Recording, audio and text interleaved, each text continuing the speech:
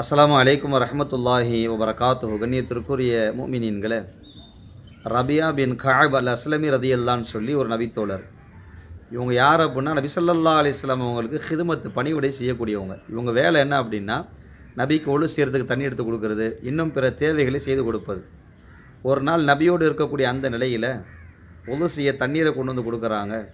ஸல்லல்லாஹு அலைஹி வஸல்லம் கேட்டாங்க, ரபியா உங்களுக்கு ஏதாச்சும் வேணும்னா கேளுங்களேன் அப்படின்னாங்க.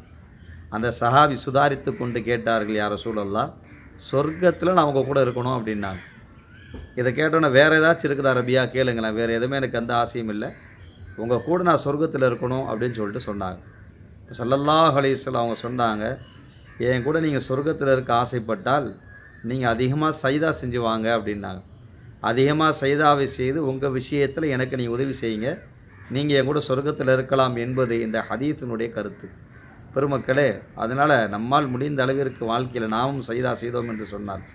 அல்லாவிற்காக வணங்கக்கூடிய அந்த இபாதாத்துகளில் செய்யப்படுகின்ற அந்த சைதா, அதே மாதிரி நஃபிலான சுன்னத்தான வணக்கங்கள் செய்யப்படுகின்ற அந்த சைதா, அதை நாம் செய்கிற போது அந்த பெருமான் ஸல்லல்லாஹு அலைஹி வஸல்லம் அவரோடு இருக்கிற வாய்ப்பையும் பாக்கியத்தையும் பெறுவோம். நாமும் இன்ஷா அல்லாஹ் அதிகமாக தொழுது அந்த வாய்ப்பையும் பாக்கியத்தையும் பெறுவதற்கு முயற்சிப்போம். அல்லாஹ் கிருபை செய்வான்.